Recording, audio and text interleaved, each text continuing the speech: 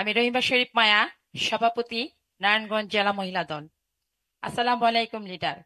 আমি আপনার এই যে রাষ্ট্র কাঠামো মেরামতের যে 31 দফা, সেটার 24 নাম্বার দফা নিয়ে একটু কথা বলতে চাচ্ছি। আমি দুইটা কোশ্চেন করব লিডার। প্রথম কোশ্চেন হলো নারীর মর্যাদা, সুরক্ষা ও ক্ষমতায়নের যথাযথ পদক্ষেপ গ্রহণ। আমি প্রথমেই শ্রদ্ধার সাথে স্মরণ করি আমার মহান নেতা শহীদ রাষ্ট্রপতি জিয়াউর রহমানকে। তিনি যখন বাংলাদেশ জাতীয়তাবাদী দল গঠন করেছিলেন, তার ঠিক 8 দিন পরেই বাংলাদেশ জাতীয়তাবাদী মহিলা দল গঠন করেছিলেন। এটা আমাদের জন্য অত্যন্ত সম্মানের এবং গৌরবের। আপনি জানেন এই ফ্যাসিলিটি সরকারের সময় সবচেয়ে বেশি নির্যাতনের শিকার হয়েছে, আমরা অরক্ষিত ছিলাম এই শেখ হাসিনার সময়ে নারীরা বেশি। কোশ্চেন করেন। আমার কোশ্চেন হলো যে 27 তারিখে যুগান্তর পত্রিকায় এসেছে যে নির্বাচন কমিশনে যে ঘোষণা করেছিল 33% নারীকে আপনার বিভিন্ন কমিটিতে অন্তর্ভুক্তকরণ। তো তারা লিখেছে এখনো আমাদের সেই ইটা আপনার ঘোষণার মধ্যেই রয়ে গেছে। আমরা নারীরা রাজপথে আন্দোলন সংগ্রাম এবং হামলার শিকার হয়েছি। অতএব আমাদেরকে এই যে 33% যে কমিটিতে রাখার, এটা লিডার আপনার কি সিদ্ধান্ত এটা? আর একটা কোশ্চেন হলো, নতুন কর্মসংস্থানের জন্য পশ্চিমা বিশ্বের জন্য যে শিক্ষিত কেয়ার গিভার এবং প্রশিক্ষিত নার্স একটা অনন্য সুযোগ, এই ব্যাপারে আপনার কোনো পরিকল্পনা আছে কিনা?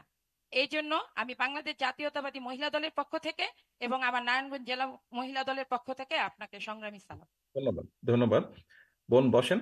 আহ, আপনি যেটা প্রশ্ন করেছেন, প্রথমত এটা আমার কোনো পরিকল্পনা, এখানে আমার ব্যক্তিগত বিষয় না কোনো, এটা সামষ্টিকভাবে আমাদের দলের চিন্তা ভাবনা বা পরিকল্পনা অনেকগুলো মানুষের।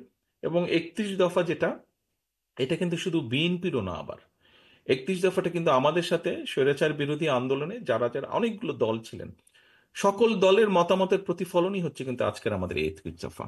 এখন আপনার যে 33% মহিলাদের কোটা দেখুন, আহ, আমরা গতবার লাস্ট টাইম যখন গভর্নমেন্টে ছিলাম, দেশনেত্রী খালেদা জিয়া সেই সময় এবং তার আগে দুই ভাগে উনি করেছেন, বাড়িয়েছেন।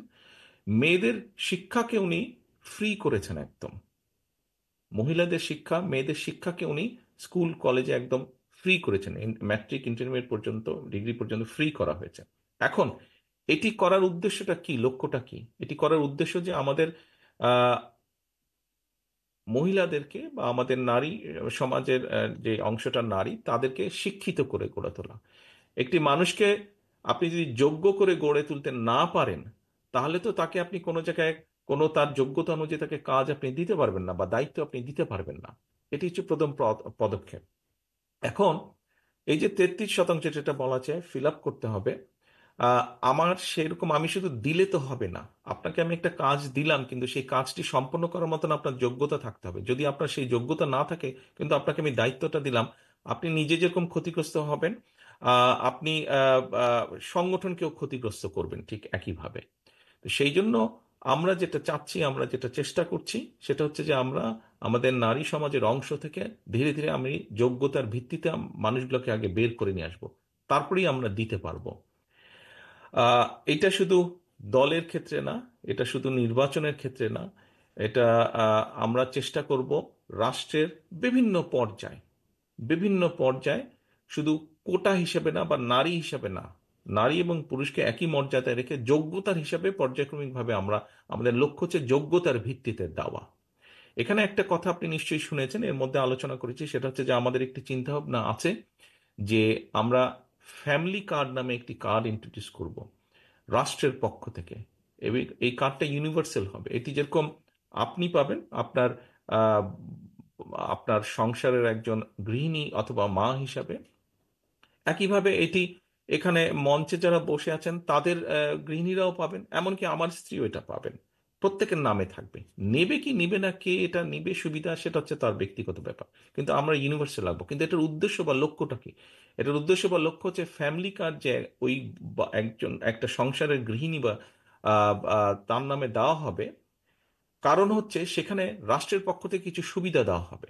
স্বাভাবিকভাবে আমরা মনে করি, আমরা মনে করার কারণ আছে যে যখনই এই রাষ্ট্রের যে সুবিধাটা এটি ওই মহিলাটির নামে বা ওই গৃহিণীর নামে হবে, স্বাভাবিকভাবে সমাজে বলেন, পরিবারের কাছে বলেন, তার মর্যাদা বৃদ্ধি পাবে। কাজে আমাদের এরকম কিছু পরিকল্পনাগুলো আছে।